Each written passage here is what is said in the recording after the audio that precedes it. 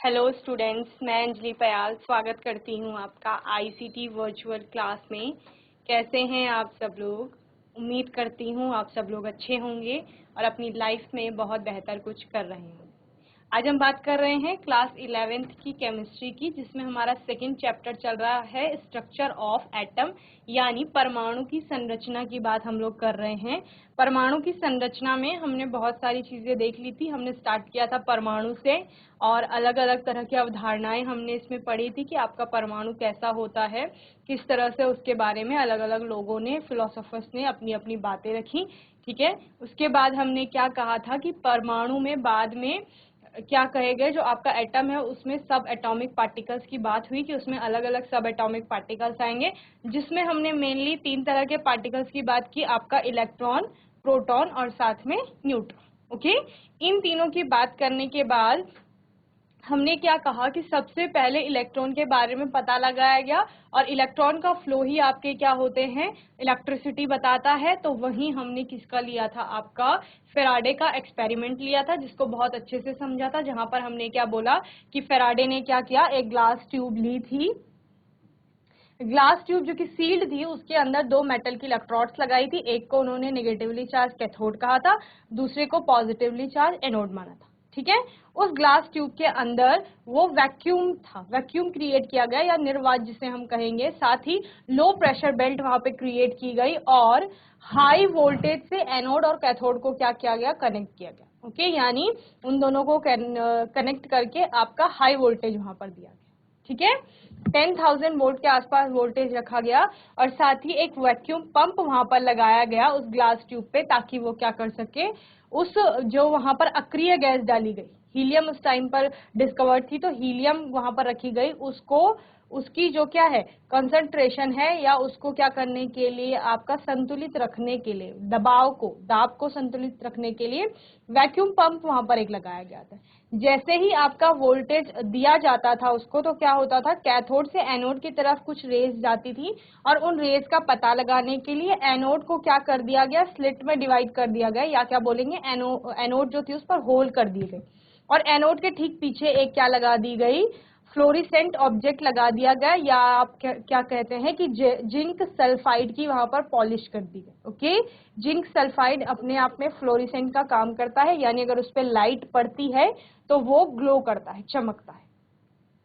तो जब भी इतना वोल्टेज उसको दिया जा रहा था, कैथोड से आपकी रे निकल रही थी एनोड की तरफ को, एनोड में चूंकि आपके क्या थे, होल्स थे, और इन होल्स से क्या हो रहा था, ये कैथोड रेज पार हो रही थी और उसके पीछे जो क्या थी, जिंक सल्फाइड की पॉलिश थी, वो क्या कर रही थी, ग्लो कर रही थी। इसका मतलब कैथोड से कुछ तो रेज इधर को निकल रही।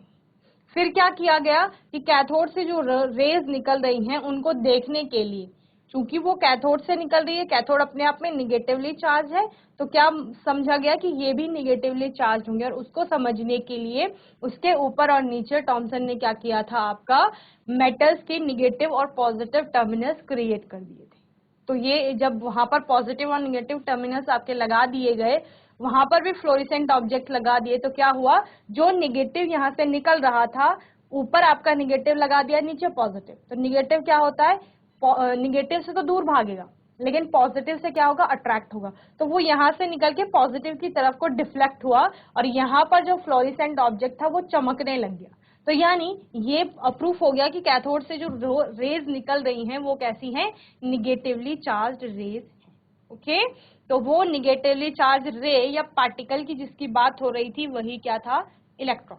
ओके, उसी इलेक्ट्रॉन को और अच्छे से समझने के लिए थॉमसन ने फिर उसके लिए क्या किया, एक और एक्सपेरिमेंट किया, थॉमसन या टॉमसन जिसे आप कहते हैं, charge to mass ratio of electron, इसकी बात की। और इस एक्सपेरिमेंट को in 1897 British physicist J Thomson measured the ratio of electrical charge. उन्होंने क्या किया, रेशियो लिया, अनुपात लिया, किस किस का, इलेक्ट्रिकल चार्ज का, जितना उस पर आवेश था उसका, to the mass of electron, और मास जो किस किसका था, इलेक्ट्रॉन का। ठीक है, जिसको कि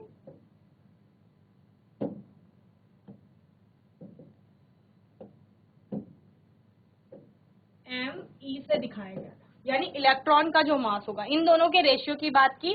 bye using cathode ray tube and applying electrical and magnetic field perpendicular to each other as well as to the path of electron. क्या कर रहे थे, कैथोड रे या कैथोड पार्टिकल जो निकल रहे थे कैथोड से, उन्हीं को क्या नाम दिया गया था, इलेक्ट्रॉन का नाम दिया गया था।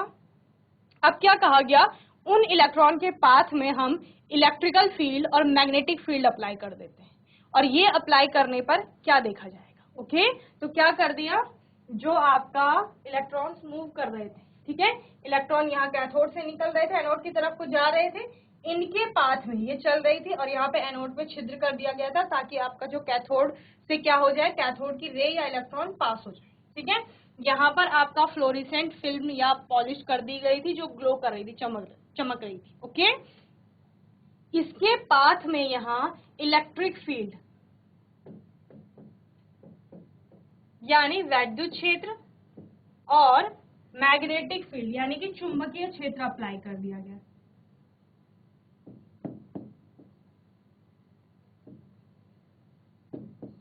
ठीक है, तो ये इस तरह से N और S पॉजिटिव निगेटिव, ये परपेंडिकुलर थे, लंबवत थे एक दूसरे के। ये आपका विद्युत क्षेत्र था, ये आपका क्या हो गया, ये विद्युत क्षेत्र हो गया, और ये आपका क्या हो गया, चुंबकीय क्षेत्र हो गया, एक दूसरे के लंबवत दिख रहे हैं आपको। ठीक है, इस तरह से अप्लाई कर दिया, और ये अप्लाई करने पर उन्होंने क्या देखा।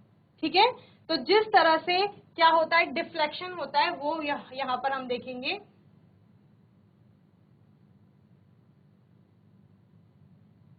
The magnitude of negative charge on the particle greater than the magnitude of the charge on the particle, ये सारे उसमें क्या आए थे, अलग अलग तरह से आपके डेविएशन देखने को मिले थे।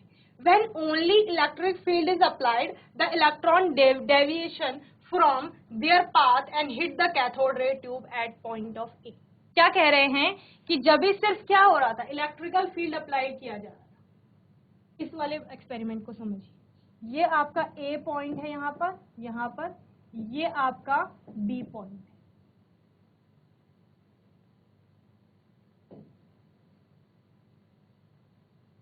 ये आपका B पॉइंट है और ये आपका C पॉइंट है। ठीक है, ABC 3 पॉइंट है। ठीक है, ये आपकी कैथोड हो गई जो कि नेगेटिव चार्ज है, ये आपका पॉजिटिवली चार्ज क्या हो गई, एनोड हो गई। ओके, यहाँ पर आपकी फिल्म बनी हुई होगी, किसकी, जो फ्लोरेसेंट ऑब्जेक्ट है या ZNS जिसकी बात कर रहे हैं। ओके, अभी क्या किया गया, जब सिर्फ इलेक्ट्रिक यहाँ पर फील्ड अप्लाई किया गया, यहाँ पर आपको निगेटिव और पॉजिटिव और निगेटिव टर्मिनल्स दिख रहे हैं। ठीक है, जब सिर्फ पॉजिटिव,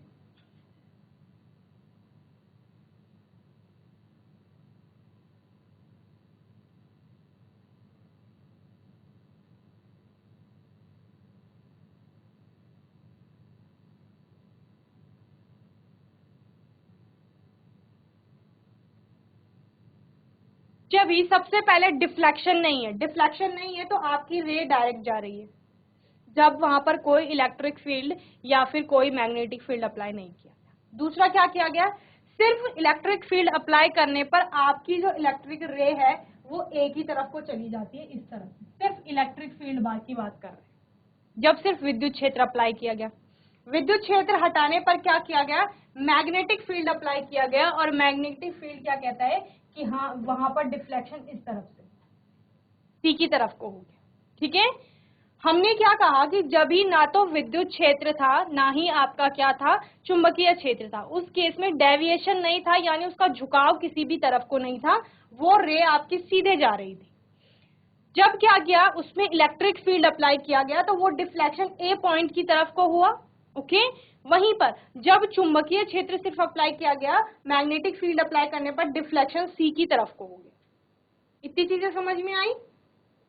ये देखिए, जब आपका सिर्फ इलेक्ट्रिक फील्ड अप्लाई किया गया उस केस में ए पर डिफ्लेक्शन दिखा, ए पर आपका क्या गया, इस तरह से उसका डिफ्लेक्शन हुआ, इस तरह से उसका डिफ्लेक्शन हुआ। वहीं पर जब सिर्फ चुंबकीय क्षेत्र अप्लाई किया गया तो सी पर आपका क्या मिली, रे मिली।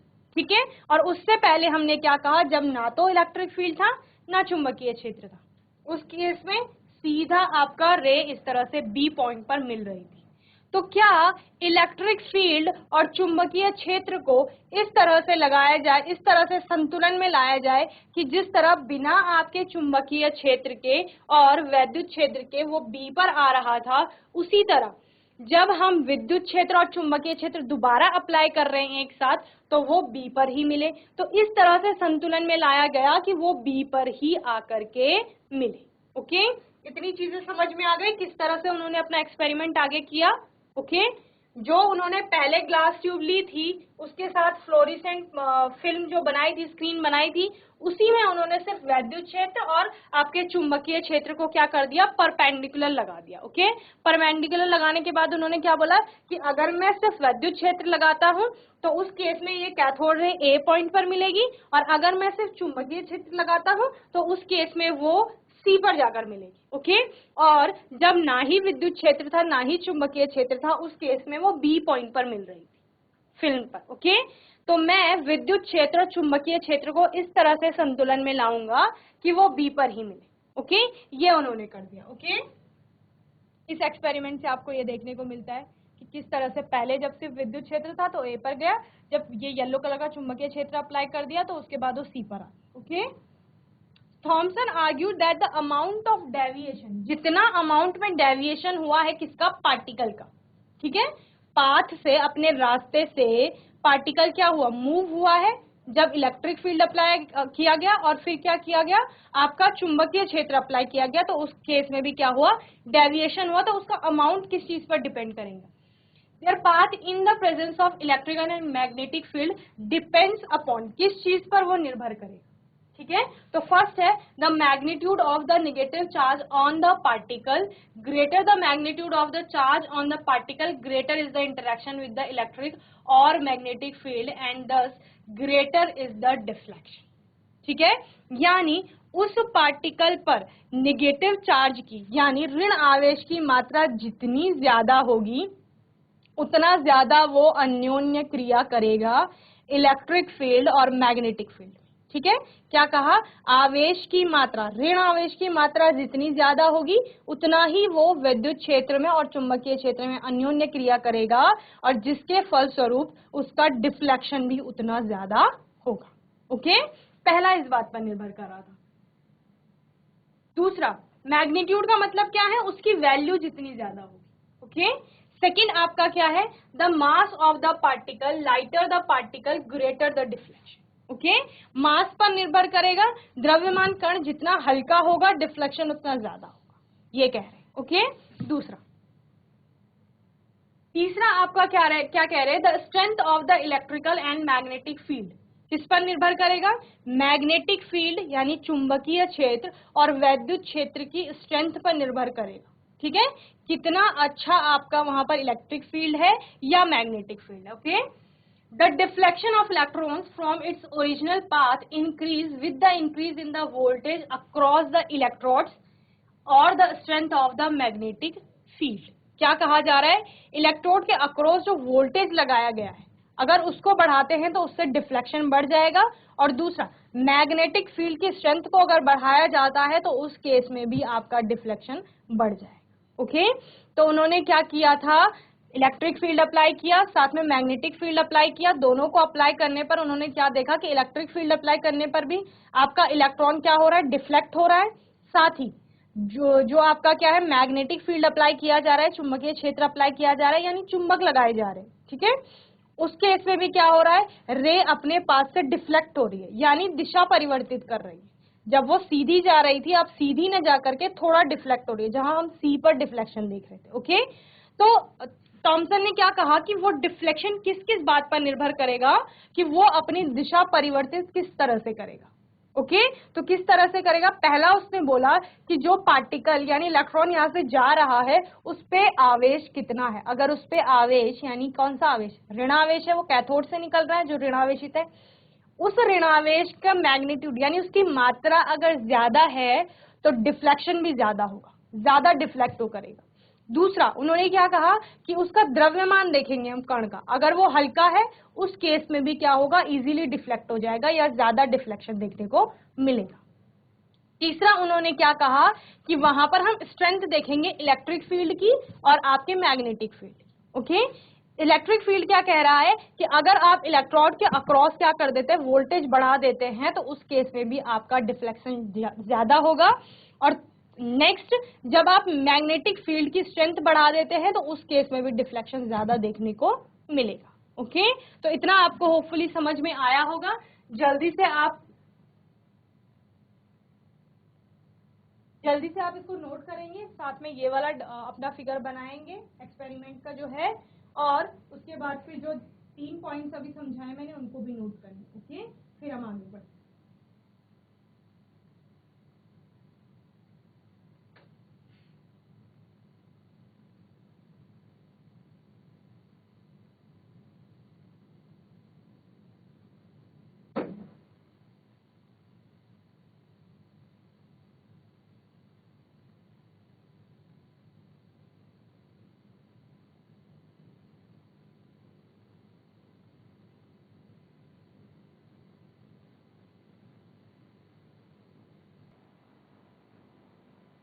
इन तीनों पॉइंट्स को भी जल्दी से नोट करेंगे, फिर हम आगे देखेंगे इस एक्सपेरिमेंट। ओके,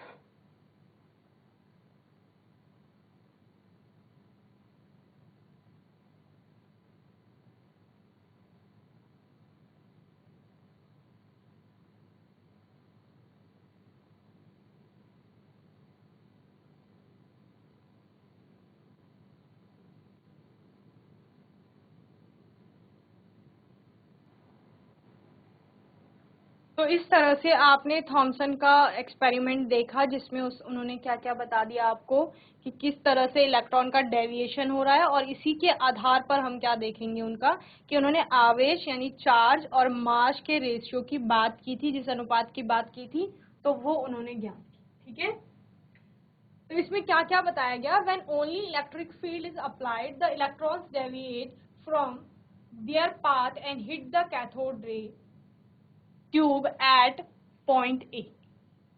यही हो रहा था आपका, कि जब सिर्फ आपका वो अप्लाई किया गया, इलेक्ट्रिक फील्ड अप्लाई किया गया, तो वो ए पॉइंट पर मिल रहा था। ठीक है, ये आपका बी है और ये सी है। जब भी सिर्फ क्या किया गया, इलेक्ट्रिक फील्ड अप्लाई किया गया, तो वो रे यहाँ से निकल करके ए पे जा रही थी। Okay, when Similarly, when only magnetic field is applied, electron strike the cathode ray tube at point C. Okay? ये तो किस केस में है, जब सिंपल इलेक्ट्रिक फील्ड आपका अप्लाई किया गया। ओके, जब भी मैग्नेटिक फील्ड अप्लाई किया गया, एमएफ लिख रही हूँ मैं इसको, तभी रे ने हिट किया पॉइंट सी पर। Okay, by carefully balancing the electrical and magnetic field strength, it is possible to bring back the electron to the path followed as in the absence of electric or magnetic field, and they hit the screen at point B. यानी जब electric field और आपका magnetic field नहीं था, उस case में रे क्या कर रही थी, डायरेक्ट जा रही थी बी पर हिट कर रही थी।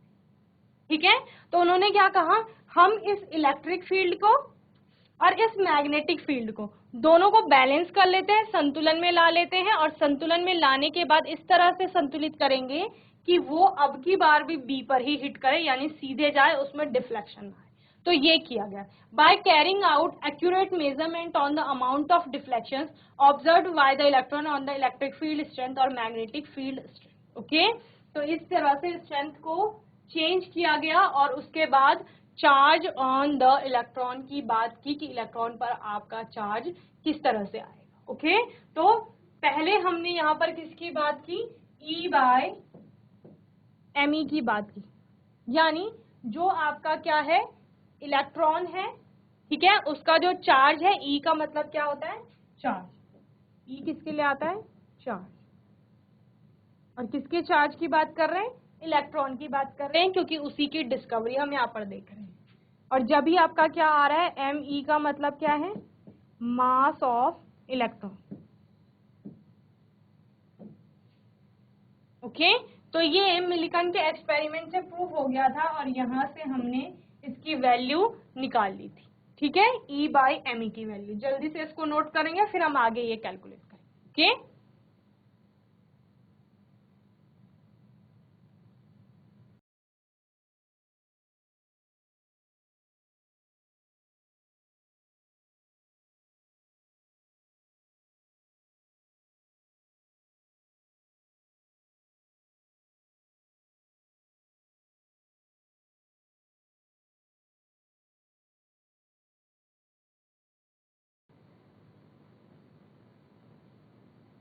तो यहाँ पर ई आपका क्या हो गया, चार्ज, और चार्ज आपको पता है इसकी एसआई यूनिट होती है कूलम, जिसको सी से डिनोट करते हैं। मास के लिए क्या आता है आपका, केजी, ठीक है। तो इसकी जो वैल्यू निकाली गई वो आपका आया 1.758820 इंटू 10⁻11, और यूनिट की बात करेंगे तो क्या आ जाएगा, कूलम पर केजी या कूलम केजी इनवर्स। ओके, तो ये आपका चार्ज और मास का रेशियो आ गया था। तो थॉमसन ने ये यहाँ पर कैलकुलेट कर लिया था कि जो चार्ज होगा इलेक्ट्रॉन का और उसका मास होगा, उन दोनों का अनुपात ये आएगा। ओके, अभी हम इसके बाद चार्ज की बात करेंगे कि चार्ज इलेक्ट्रॉन पर कितना आएगा। ओके, तो चार्ज ऑन द इलेक्ट्रॉन, यानी उस इलेक्ट्रॉन पर अब आवेश है कितना, वो तो रेशियो निकाला गया, इलेक्ट्रॉन के आवेश और आपका द्रव्यमान का अनुपात था वो, अभी आवेश यानी कि उस पर चार्ज है कितना। R.A. Millikan devised a method known as oil drop experiment, और यहीं से आपका एक पॉइंट और बनता है कि जो आपका 1897 में क्या किया गया, डिस्कवरी हुई है इलेक्ट्रॉन की,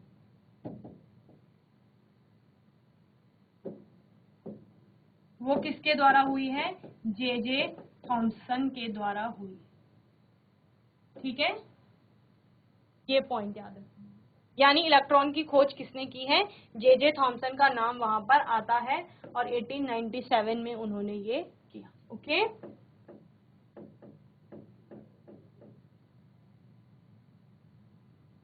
charge on the electron, R.A. Millikan devised a method known as oil drop experiment, उन्होंने एक एक्सपेरिमेंट किया जिसको ऑयल ड्रॉप एक्सपेरिमेंट नाम दिया गया 1906 to 14 to determine the charge on the electron, electron के बारे का जो चार्ज है उसके बारे में पता लगाने के लिए उन्होंने एक एक्सपेरिमेंट किया। He found that the charge on the electron to be, कितना है, ई की वैल्यू कितना है, माइनस होगा, कैथोड रे से निकल रहा था, कैथोड निगेटिव थी, तो इलेक्ट्रॉन भी कैसा होगा, निगेटिवली चार्ज होगा, इसीलिए हमने पहले क्या लगाया, माइनस, और चार्ज की वैल्यू कितनी थी आपकी 1.6 इंटू 10⁻⁻19 कूलम, ये उस चार्ज की वैल्यू थी जो इलेक्ट्रॉन पर है। Okay, the present accepted value of electrical charge is -1.6, अभी कौन सी वैल्यू हम लेते हैं, 1.6022 इंटू 10⁻⁻19 कूलम। ओके, तो मिलिकन ने ये बताया था 1.6 इंटू 10⁻⁻19, और अभी जो हम लिखते हैं वो कितनी है, -1.6022 इंटू 10⁻⁻19 कूलम। ओके, तो इसको अगर आप अप्रॉक्स करते हैं या राउंड ऑफ करेंगे तो वो इतना ही हो जाएगा। Okay, the mass of the electron Me was determined by the combining these result with Thomson's value of E/me ratio। ठीक है, तो E/me का जो रेशियो था उसके साथ कंबाइन किया गया, और फिर क्या बताया गया आपको, उसकी वैल्यू बताई गई, तो क्या किया गया, -19E, ये वैल्यू थी इसकी। ठीक है, E/E/me करके इसकी वैल्यू निकाली गई। ओके, तो फिर क्या किया गया, E कितना, E की वैल्यू कितना आया, 1.6022 इंटू 10⁻⁻19 अपॉन, वहां से आपका E/me की रेशियो, जो आपने रेशियो निकाला था वो कितना आया था, 1.758820 इंटू 10⁻11। ओके, तो यही यहाँ पर वैल्यू रखी गई।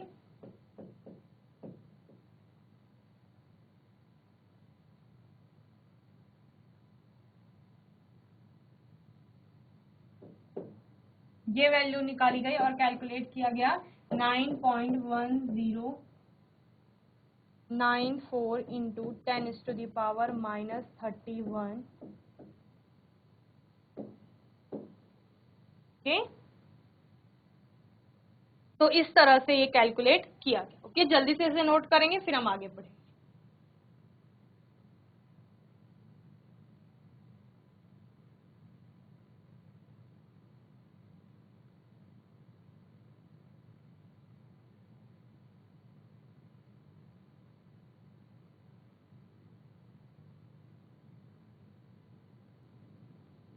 तो इस तरह से जिस चार्ज की बात हमने की, किस पर, इलेक्ट्रॉन पर, जिसको मिलिकन ने अपने ऑयल ड्रॉप एक्सपेरिमेंट से बताया कि उसकी वैल्यू कितनी है, -1.6 इंटू 10⁻⁹ कूलम है, जिसको अभी हम कितना मानते हैं, -1.6022 इंटू 10⁻⁹ कूलम मानते हैं।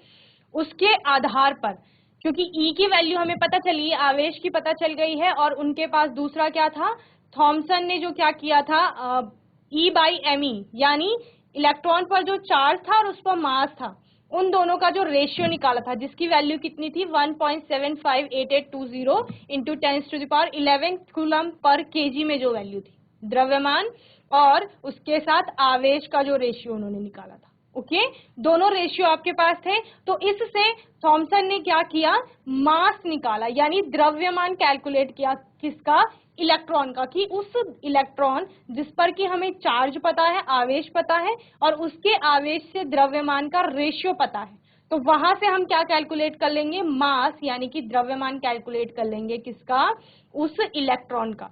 तो वो द्रव्यमान यहाँ पर कैलकुलेट कर लिया गया, जितना उस पर आवेश था, और आवेश और द्रव्यमान का जो रेशियो हमारे पास था, अनुपात था, उन दोनों का अनुपात लिया गया, और हमें क्या पता चल गया, यहाँ पर Me की वैल्यू, इस Me की वैल्यू पता चल गई, यानी इलेक्ट्रॉन का द्रव्यमान कितना है, वो द्रव्यमान कितना हो गया, 9.1094 इंटू 10⁻31 kg।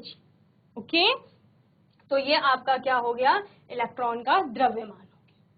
तो होपफुली आपको इतना अच्छे से समझ में आ गया होगा।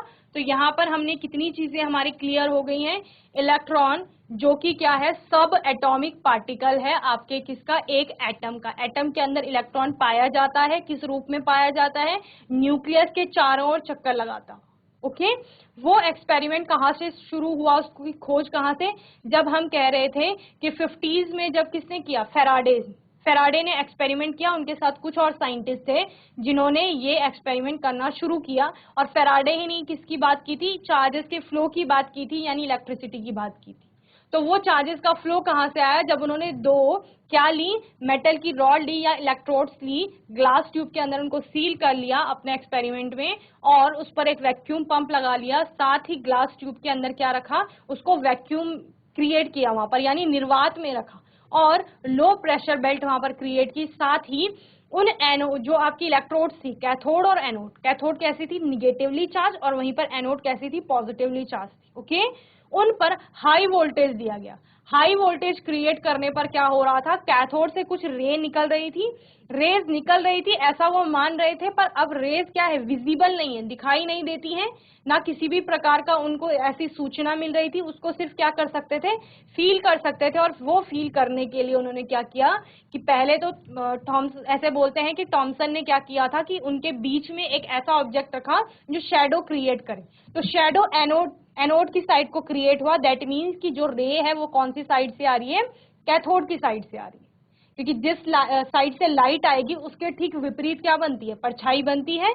तो जब एनोड की साइड को परछाई बनी, उसका मतलब क्या था कि कैथोड से रे आ रही।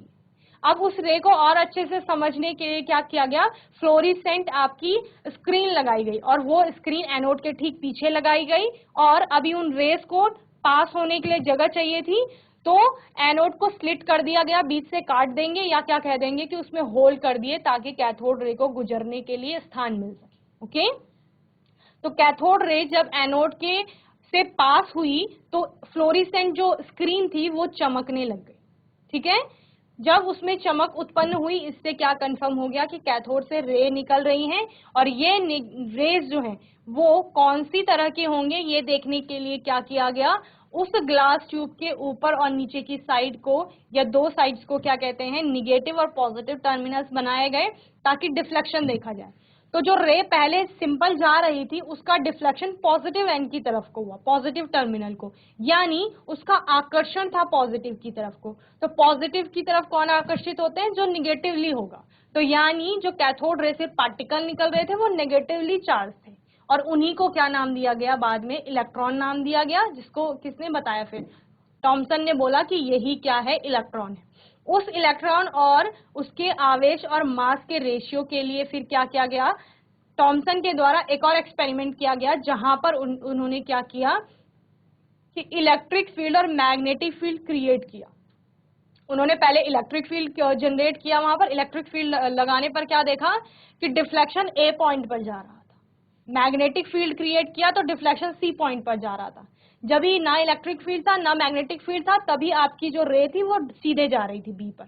तो उन्होंने कहा हम ऐसा कर सकते हैं कि इलेक्ट्रिक फील्ड और मैग्नेटिक फील्ड जो कि परपेंडिकुलर है उनको इस तरह से बैलेंस किया जाए कि आपका डिफ्लेक्शन हो ही ना, यानी कि बी पर ही वो अभी भी मिले। तो इस तरह से रखा गया। उसके बाद उन्होंने कहा कि जो डिफ्लेक्शन हो रहा है वो किन किन बातों पर निर्भर करेगा। तो वो बातें क्या क्या थी कि उन्होंने कहा कि कण क्या हो सकता है, हल्का हो सकता है तब उसका डिफ्लेक्शन ज्यादा होगा, यानी मास द्रव्यमान उसका कम होगा तब भी डिफ्लेक्शन ज्यादा होगा। या उन्होंने क्या कहा कि अगर मैग्नेटिक फील्ड की स्ट्रेंथ बढ़ा दी गई तब भी डिफ्लेक्शन ज्यादा होगा, या वहां पर वोल्टेज अगर ज्यादा दिया गया तब भी डिफ्लेक्शन क्या होगा, ज्यादा होगा। ये सब चीजें उन्होंने बोली। और साथ ही क्या बोला कि अगर उस इलेक्ट्रॉन पर आवेश की मात्रा ज्यादा है, उस पार्टिकल पे अगर आवेश ज्यादा है, उसका मैग्नीट्यूड ज्यादा है, दैट मीन्स ऋणावेश की मात्रा ज्यादा है, तो उस केस में भी विचलन यानी कि डिफ्लेक्शन जो होगा वो ज्यादा होगा। ओके इतनी चीजें वहां से समझ में आती है। देन उन्होंने E/me का रेशियो निकाला, और जो कि कितना निकला था आपका, आवेश और इलेक्ट्रॉन का आवेश और उसका जो क्या था, द्रव्यमान, उन दोनों का अनुपात, वो आया था 1.758820 कूलम पर केजी। ठीक है, कूलम पर केजी आ रहा है, क्यों, क्योंकि आवेश आपका कूलम में आएगा और जो डिनोमिनेटर में आपका क्या है, द्रव्यमान है, वो किलोग्राम में आएगा, तो आपकी यूनिट बन जाती है कूलम पर केजी। ओके वहीं से फिर क्या आया कि जो इलेक्ट्रॉन पर, क्योंकि आपको चार्ज और मास का रेशियो पता चल गया है, तो अभी हम उस चार्ज की बात करेंगे कि चार्ज इलेक्ट्रॉन पर कितना है। तो मिलिकन ने क्या किया, ऑयल ड्रॉप एक्सपेरिमेंट किया, उसके आधार पर उसने बोला कि जो इलेक्ट्रॉन है उस पे चार्ज है आपका 1.6 इंटू 10⁻⁻19 कूलम, जिसे यहाँ पर लिखा है। और फिर जो अभी हम यूज करते हैं वो -1.6022 इंटू 10⁻⁻19 कूलम हम चार्ज बताते हैं इलेक्ट्रॉन पर। ओके इलेक्ट्रॉन और प्रोटॉन की बात करेंगे तो दोनों पर चार्जेस सेम होते हैं मैग्नीट्यूड में। ओके लेकिन वो ऑपोजिट चार्जेस होते हैं। जैसे 1.6 इंटू 10⁻19 में बोल रही हूं, वो क्या है, माइनस में इलेक्ट्रॉन का है, अगर इसको प्लस में लिखेंगे तो वो प्रोटॉन का आवेश बन जाएगा। ओके फिर क्या किया गया कि चार्ज हमें पता चल गया था और चार्ज और द्रव्यमान का रेशियो पता चल गया था, तो उसको यहाँ पर रख के चार्ज और E/me रेशियो। ओके तो यहाँ से E और E आपका कैंसिल आउट हो जाएगा, कूलम कूलम में है दोनों, तो ये Me की वैल्यू, Me ऊपर चला जाएगा ना आपका मास ऑफ इलेक्ट्रॉन, तो वो आपको यहाँ पर केजी में मिल जाएगा। ओके तो क्या किया गया, E का वैल्यू पता चल गया है यहाँ से, और Me की वैल्यू हमें पहले पता चल गई। Okay 1.758820 into 10⁻11 coulomb per KG. Okay तो वहां से फिर हमने मास ऑफ इलेक्ट्रॉन यानी इलेक्ट्रॉन की द्रव्यमान की बात की। क्या है ये, मास ऑफ इलेक्ट्रॉन। ठीक है इलेक्ट्रॉन का द्रव्यमान कितना हो गया, 9.1094 इंटू 10⁻31 किलोग्राम। -31 लिखा है, इसका मतलब क्या होगा कि कितना छोटा होगा वो इलेक्ट्रॉन। ठीक है एटम कितना छोटा है, एटम के अंदर वो पाया जा रहा है। -31 का मतलब क्या है, यहां से आप 31 प्लेसेस लेफ्ट की तरफ को जाएंगे, यानी इतने जीरो लगाएंगे इसके आगे, फिर डेसिमल लगाएंगे। ओके तो कितनी छोटी वैल्यू है वो आपकी। किलोग्राम में आप समझ सकते हैं कि आप फील भी नहीं कर पाते। एटम की बात करते हैं हम, मॉलिक्यूल की बात करते हैं, उनको हम फील भी नहीं कर पाते। तो उस एटम के अंदर इलेक्ट्रॉन पाया जा रहा है, जिस एटम को हम देख भी नहीं पा रहे। ठीक है तो कितना छोटा हो गया है आपका इलेक्ट्रॉन, तो उसका द्रव्यमान इतना है। तो इतना होपफुली आपको अच्छे से समझ में आ गया होगा स्ट्रक्चर ऑफ एटम में, जहां पर हमने एटम से स्टार्ट किया था कि आपका एटम क्या होता है। उससे पहले हमने मैटर की बात की थी। एटम के अंदर सब एटॉमिक पार्टिकल्स आ गए, जहां पर हमने क्या कहा कि डाल्टन की थ्योरी यहाँ पर या डाल्टन का मॉडल यहाँ पर फेल हो जाता है, ओके, क्योंकि उन्होंने इनडिविजिबल बोला है। तो डिविजिबल तो ये है क्योंकि इसके अंदर हमने सब एटॉमिक पार्टिकल देख लिए हैं। सब एटॉमिक पार्टिकल में अब इलेक्ट्रॉन की बात हुई, तो उस इलेक्ट्रॉन को ढूंढने के लिए अलग अलग एक्सपेरिमेंट हुए, जिसमें कि फेराडे का एक्सपेरिमेंट आता है। वो इलेक्ट्रॉन को पूरी तरह से डिस्कवर नहीं कर पाए, लेकिन उन्होंने चार्जेस के फ्लो की बात की, चार्जेस फ्लो कर रहे हैं जो कैथोड रे से निकल रहे थे। देन थॉमसन आए, उन्होंने बोला कि हाँ नेगेटिव पार्टिकल कोई निकल रहा है जो पॉजिटिव की तरफ क्या हो रहा है, डिफ्लेक्ट हो रहा है।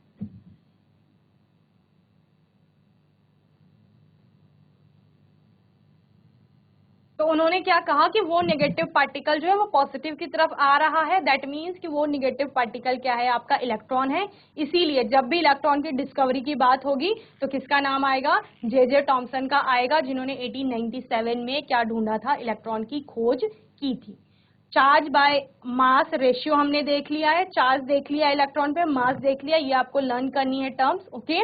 उसके बाद हम किसकी बात करेंगे, अन्य जो सब एटॉमिक पार्टिकल आपके रहते हैं मेन, प्रोटॉन और न्यूट्रॉन की बात करेंगे अपने आने वाले सेशन में। तो मैं उम्मीद करती हूँ इतना आपको अच्छे से समझ में आ गया होगा। किसी भी बच्चे का कोई डाउट रहता है, क्वेश्चन रहता है, तो वो आप लोग नेक्स्ट सेशन में पूछ लेंगे। और तब तक के लिए आईसीटी वर्चुअल क्लास से जुड़ने के लिए धन्यवाद।